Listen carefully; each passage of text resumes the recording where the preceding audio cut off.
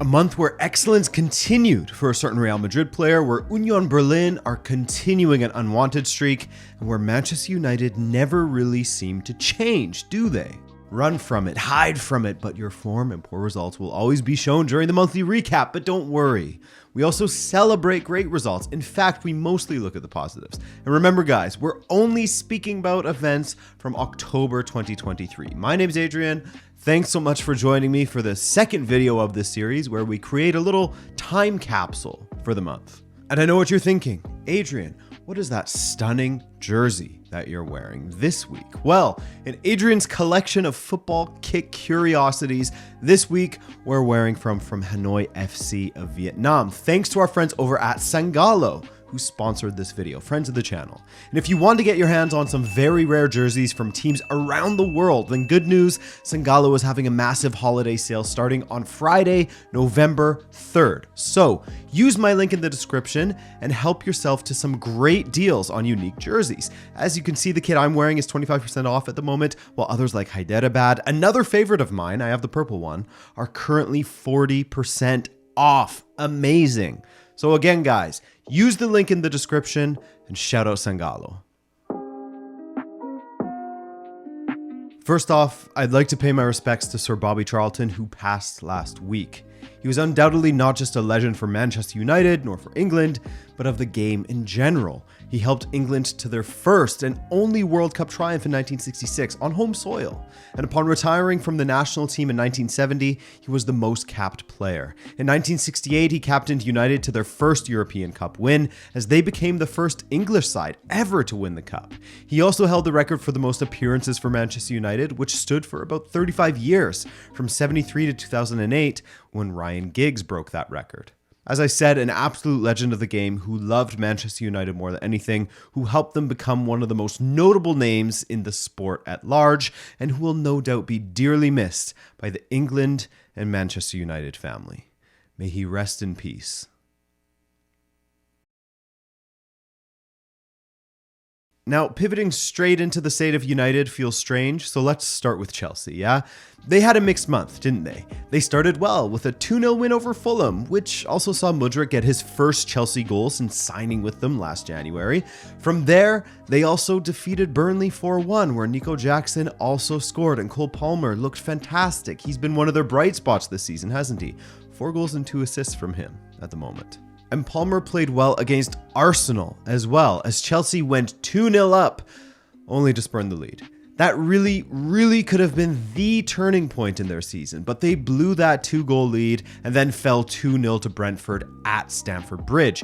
No consistency in their performances at the moment, and so when you compare that to what we said about them in September, again, there are moments where you think, okay, I see the vision. I see how this team could develop into a scary proposition. And then they lose 2-0 at home to Brentford, once again blowing their best chances, and that all comes down to mentality, man. They need to rebuild it, and that will take time. They have a harsh schedule coming up in November, as you can see here. Arsenal, that team that came back against Chelsea, mixed bag in Europe, as we covered in our Champions League series, but they were fantastic domestically. The one time they dropped points was against Chelsea, as we just went over, but other than that, they trashed Sheffield United 5-0 with Eddie Nketiah looking like R9 out there as he bagged a hat-trick, scoring the first 3 goals in that match. They also defeated none other than Manchester City 1-0 at the Emirates in a strange match. To illustrate it for you a bit here, neither side had an expected goals above 0.50. Only 1 save was made in this match, that being from Ederson. Arsenal had 12 attempts, many of them pretty tame, while Man City had 4 attempts, and 2 of them should have been converted. It was a chess match, and one that Arteta got over his former boss with the 1-0 victory. That was a great victory for them, but losing Gabby Jesus to injury once again, that's a worry. Though of course, the hat-trick for Nketiah versus Sheffield United, encouraging. Sure, it's the worst team in the league, but the man did his job all the same. Man City, despite the loss to Arsenal, still managed to find some form. They hadn't been great at the start of the season really, but in saying that, they are still level on points with Arsenal, so that is extremely disheartening for rival supporters, isn't it? Since that loss against Arsenal, they've won 3 consecutively across all competitions, 2 on the trot domestically, including a win over Manchester United that was just far too easy, wasn't it? 3-0 at Old Trafford, but crucially for them, 2 players are finding form. Phil Foden, and Erling Haaland. Also, crucially, the return of John Stones, who was absolutely vital to Man City's tactics last season. They rely upon him. Against United, we saw those forward runs in the right half space, while equally dropping back into the back line to change from a back three to a back four. Back. Tottenham are still my favorite story of the Premier League, man. I just can't get enough of Ange Postecoglou. An incredible character in the press room who deploys some fantastic football. I mean, not having European competitions to worry about is of course a big help, but still, the way he has Tottenham playing as a cohesive unit where everyone is on the same page. You're hearing words from the players about how much they enjoy the training and, more importantly, the style of football they are playing. The way he is getting these massive performances out of James Maddison. How Heung-min Son is making it easy to forget about Harry Kane. I mean, that's a bit disrespectful to say. We'll get to Kane soon. But still, Son's playing great. Cuti Romero, man. Absolute monster at the back again. Tottenham have been fantastic. They won all 3 of their matches in October. Definitely matches they should be winning against Luton, Fulham, and Crystal Palace. They scored 5, conceded once. And this is still early days. Let's not get ahead of ourselves, but Postecoglou is laying down some nice foundations for them. United are on some shaky foundations, however, as they beat Brentford and Sheffield 2-1 in each match, but got slapped by City, which we went over already. They had some clangers from Onana at the beginning of the month, but following his match-saving performance against Copenhagen in the Champions League, you can see that he is rounding the corner again toward more positive performances. Hell, against Man City, the score would have been much higher in favor of City if it wasn't for a few incredible saves that Onana made. That, plus Harry Maguire churning out some decent performances lately, there are some positive notes for Man United this month. Some. But other than that, hate to say it, but it's the same as usual for them these days. Similarly to Chelsea, this wasn't really a month that showed much progress overall in the club beyond the individuals mentioned, and they have a pretty important November coming. I feel mixed on Ten Hag. I don't think that he has been perfect, and I think that his player selections and man management have been a bit strange at times. However, I don't think he just got lucky at Ajax or has forgotten how to manage. He's a very talented manager still, and if he is given time, then he will maybe do good things at United. That's the thing though, whether he's given time or not, as that isn't really a luxury that many have in the modern day. With this ownership, it's difficult, very difficult to succeed at United. Just ask any of the previous managers that have been there, or the previous players who were good at their previous clubs and then go to United and magically they suck somehow. I don't know. Now, when it comes to form, Aston Villa takes the cake, my friend, as they have steadily improved match upon match, with October seeing them win 4 out of 5 matches across all competitions, but winning 2 and drawing 1 in the Premier League. Emery's vision is starting to pay off, isn't it? And Ollie Watkins finding some great form certainly helps as well. Watkins has 5 goals and 5 assists in the Premier League after 10 appearances. His most prolific season at Aston Villa saw him get 15 goals and 6 assists from 37 appearances. That was last season, so he's already on a trajectory to beat that, isn't he? Newcastle United, who I'd say are getting acquainted now with the draining nature of playing in Europe. You're constantly on the road. As soon as you get home, you have to play again. Then you're on the road again, etc., rinse and repeat. They're dropping points against the likes of West Ham and Wolves lately, which isn't great, but that still sees them in the top 7, and there is evidence that things are improving for them. However, they won't be seeing Sandro Tonali for 10 months as he finally settled on his gambling ban. Best of luck to him, hoping he can overcome his addiction, as that's a very, very real disease that can ruin people's lives. A forgettable month for Brighton, as their only joy came from Dutch relegation candidates, Ajax. Crazy to say that, eh? But they're truly dreadful. Meanwhile, Brighton are trying to find their feet again as they endure probably their roughest patch under De Zerbi, probably. Liverpool, I love what I'm seeing from them. In general, a great undefeated month for them across all competitions. 2 wins and a draw domestically. What I like the most from Liverpool in particular is Dominic Szoboszlai. I mean, I knew his game from his time at Salzburg and then Leipzig, so to see him not only look like he's been here before in the Premier League, but to continue to excel and put in some masterclasses in the midfield, great stuff from the Hungarian. I am watching you, Liverpool. People have gone quiet on them and only look at City and Arsenal, but don't sleep on Liverpool. Maybe the lack of attention is what they needed. you know? Anyway, let's look at the table here to give you an idea of the trends that are going on in the Premier League. Tottenham and Arsenal remain undefeated at the top of the table, but it's tight, man. 4 points separates Tottenham in first from Aston Villa in fifth. Shout out Emery once again. United 8 points away from a Champions League place at the moment. Well, you have to switch to the bottom half of the table here to see that Chelsea are currently on a similar trajectory to last season as they sit in 11th. At the bottom, the newly promoted sides are still absolutely stinking it up in the basement. Really shocked that Burnley have been this poor, to be honest, but I gotta say some signs that Luton could turn the corner and perhaps overtake Bournemouth or Forest if they aren't careful. Shall we check some stats?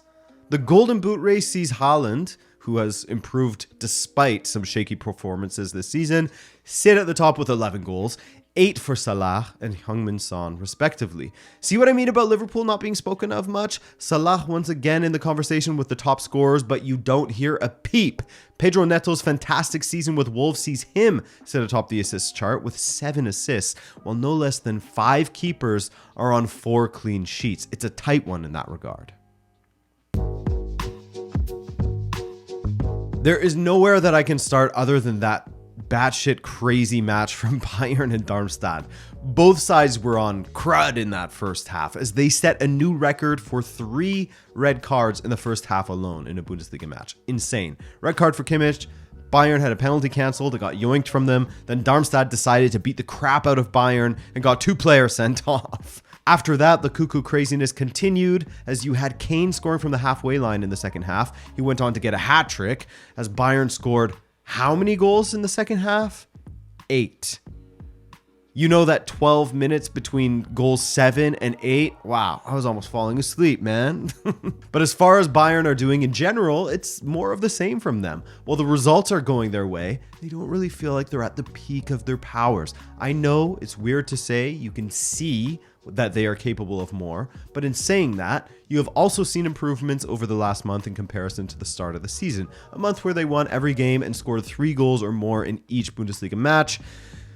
And then the Pokal happens. You're going to have to wait until November to go over that loss in the Pokal. It was a bad one. Bayern looked good, but Leverkusen continues to look great under Xabi Alonso, just as they did in September. And like Bayern, Leverkusen won every single match across all competitions in October as their dominance under Xabi continues. And this is cheating a bit, but I think it helps to sort of validate how good Leverkusen have been. With their 5-2 win over Sandhausen in the Pokal on Wednesday, November 1st, they became the first team in Europe's top 5 leagues to hit 50 goals scored this season, and it took them just 14 matches.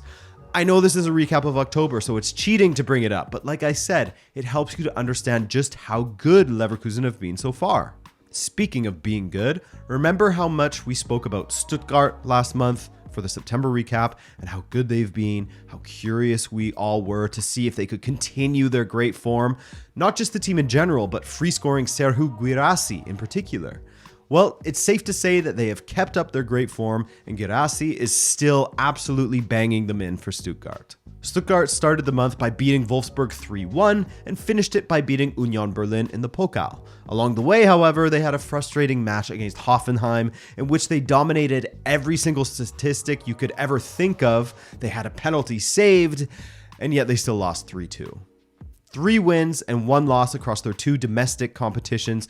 Not bad compared to last season, where they barely escaped relegation. And Guirassy, he carried an injury in October, but in the 2 matches he played in for Stuttgart, he scored 4 goals, including a hat-trick against Wolfsburg, his second hat-trick of the season.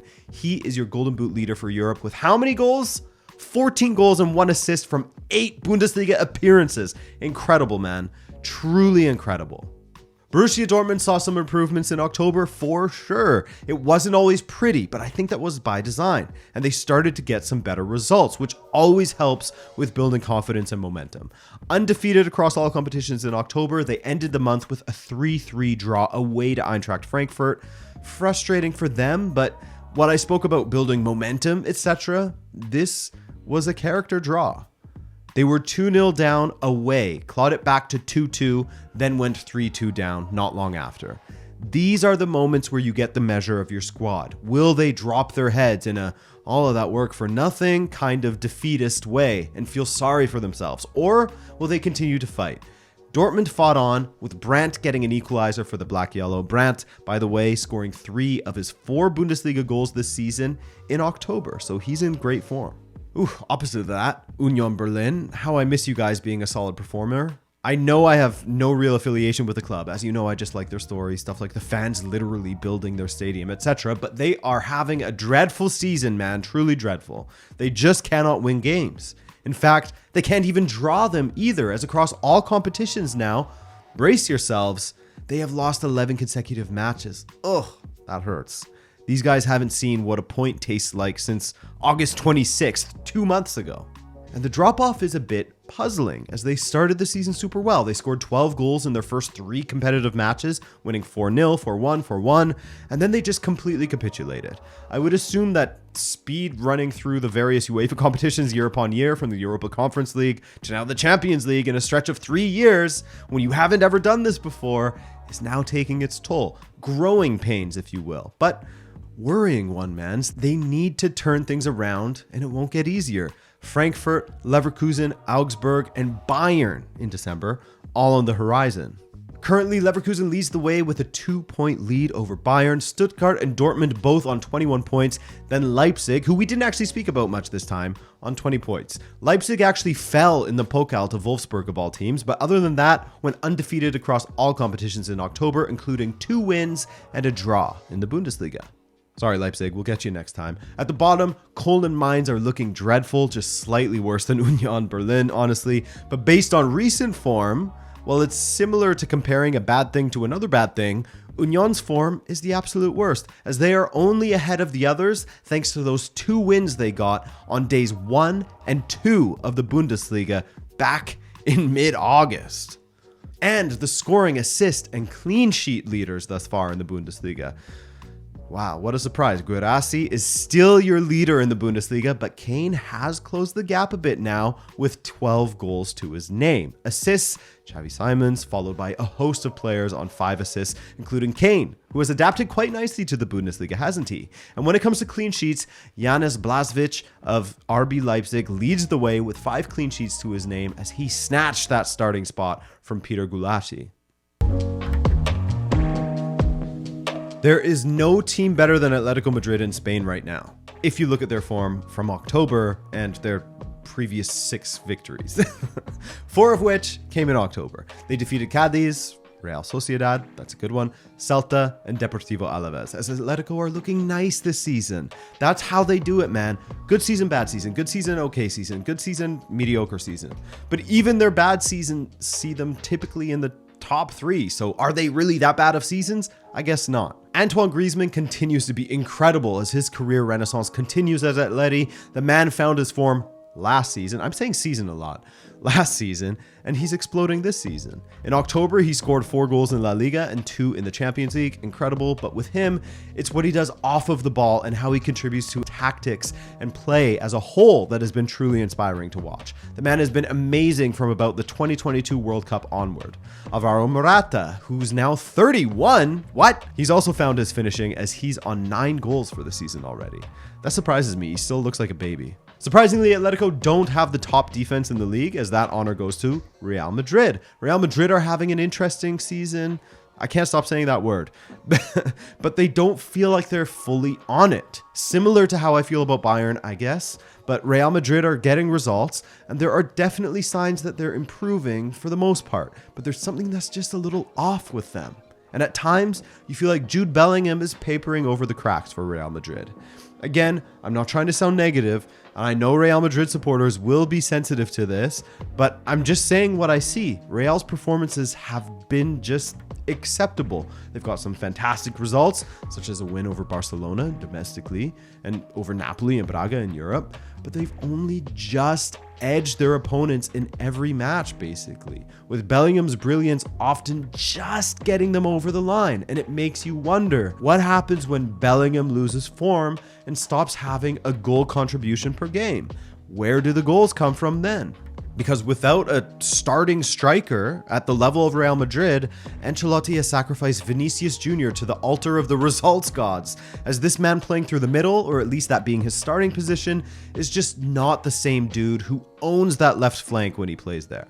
So Real Madrid, we are watching. And if they continue to get results in this matter, then I can only give it up to them for showing some grit. I actually thought they were not so great against an incredibly depleted Barcelona in El Clasico this past weekend, but thanks to more Jude Bellingham brilliance, they got the win. For their part, however, I think Xavi will have been proud of how Barcelona's youngsters played. It seems like there is a new La Masia graduate scoring some sort of record-breaking goal weekly at this point, as Barca are currently without Pedri, Frankie de Jong, Sergi Roberto, and Rafinha and Lewandowski only returned recently. It's been hard out there for them, but they're turning the corner as far as injuries go. All said, the Clásico loss was the only blemish on their record in October. Well, they also drew 2-2 with Granada, but other than that, all good from Barcelona, and always fun for the supporters to see the kids like Fermin, Gui, Yamal, etc. thriving. Feels like they're closer to their roots when they have La Masia kids taking their chances when handed to them, you know? Besides the loss to Atletico Madrid, Real Sociedad had another great month under Imanol Alguacil, especially when you factor in their Champions League form, but they did indeed lose to Atletico in October. However, they're looking great overall. Takefusa Kubo is making my heart sing. I mean, whose heart wasn't singing after that twerk celebration against Athletic Club at the end of September, you know? Their next match is against Barcelona. I'm looking forward to that one. Get the measure of both of these sides. And finally, we have Girona, who have been the surprise package of the season for sure. I thought that after their great performances in August and September, they would die off by now, you know? But here we are at the beginning of November 2023, and Michel's Girona are in second, equal on points to leaders Real Madrid, 3 ahead of Atleti. Their only loss came at the hands of Real Madrid. They had a draw with Real Sociedad, and everything else has been a win in La Liga. Speaking of points, etc., as mentioned, Real and Girona lead with Atleti and Barca in close pursuit. Then you have 2 Basque clubs in Sociedad and Athletic on 19 and 18 points respectively. Almeria is winning the race to the bottom of the league, but Granada and Celta Vigo are in hot pursuit of them. Jude Bellingham is your golden boot, or in this case, Pichichi leader in Spain, while Rico of Getafe and Saúl of Atletico are both on 5 assists apiece. Unai Simon of Athletic has been a match saver on a few occasions actually, while Dimitrievski of Rayo Vallecano and Marc-Andre ter Stegen have joined him on 5 clean sheets as well. Rayo, I didn't mention them, but they aren't far off of the Basque clubs in the standings, just 2 points behind Sociedad. Let's start with an easy one, as expected since we saw their first early performances. Inter are the team to beat in Serie A. Inzaghi is growing as a manager at Inter, and year upon year he has improved, so too his side by extension. Their one misstep this month across all competitions, a 2-2 draw with Bologna at the Giuseppe Meazza. Bologna, by the way, they're owned by a local businessman from here in Montreal, and it's so funny seeing his family name and cheese company on the front of Bologna's jerseys now. Also, De Silvestri's header from 20 yards out the other day, that was hot. But anyway, Inter continued to be fantastic, getting the job done across all competitions, and while Lautaro has cooled off ever so slightly compared to how he finished September with the 4-goal match, he still is sitting pretty on 11 goals from 10 Serie A appearances, so you can't really complain. Also, Marcus Thuram is improving all the time. He recently provided the killer touch for Inter to defeat AS Roma during Romelu Lukaku's hostile return to Milan with his new club. Inter supporters handed out whistles so that they could really give it to Lukaku with every touch of the ball that he made.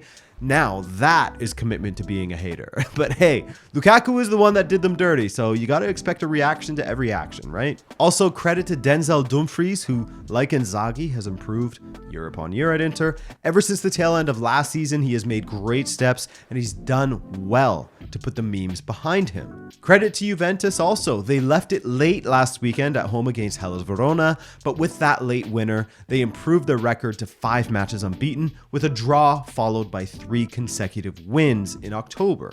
All 3 wins were 1-0 wins, coming against Lecce, AC Milan, and Hellas.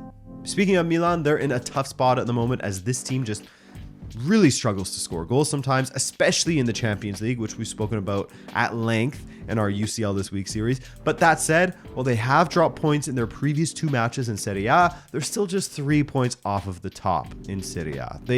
If they can make the bleeding stop, they'll be right in the fight. Not far from them is Atalanta, who are looking much better than last season's start, and their star striker, Gianluca Scamacca, Johnny Scams, is starting to find himself under Gasperini.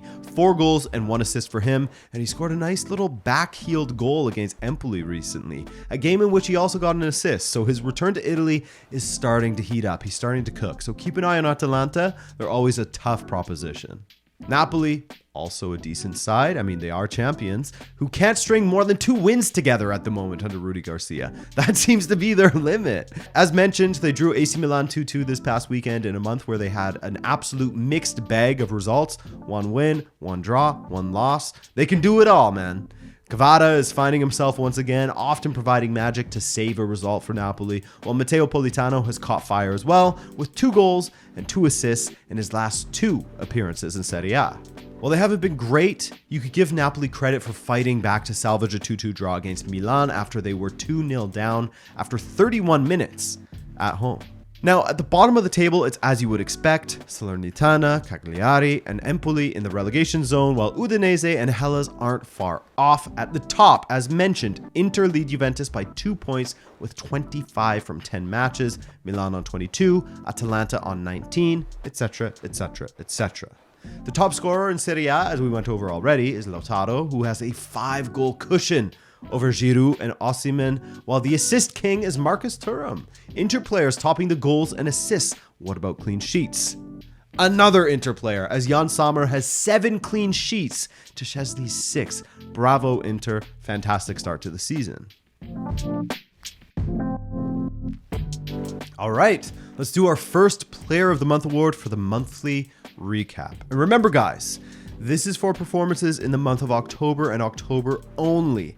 Now, while we only cover domestic competitions in this show, as we have an entirely separate series that covers the Champions League, but for this section, I think it's good to consider continental competitions as well. They sort of add to the pot, you know?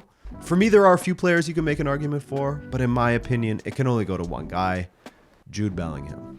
7 goal contributions in 5 matches for Real Madrid in October, which that return may just be edged by another individual such as Harry Kane, who had 8. But when you weigh up the importance of Bellingham's goals and assists and factor in that he moved from Borussia Dortmund to Real Madrid this season, and he doesn't look out of place in the slightest and is just 20 years old, yeah, for me it's no question, Jude Bellingham is perhaps the best player in Europe right now.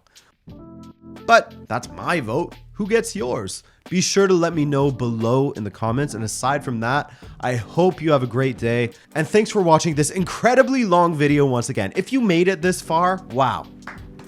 Bravo. In fact, a standing bravo. Thank you. It's very much appreciated. All right, guys. I'm Adrian. This is Rabona TV. Ciao.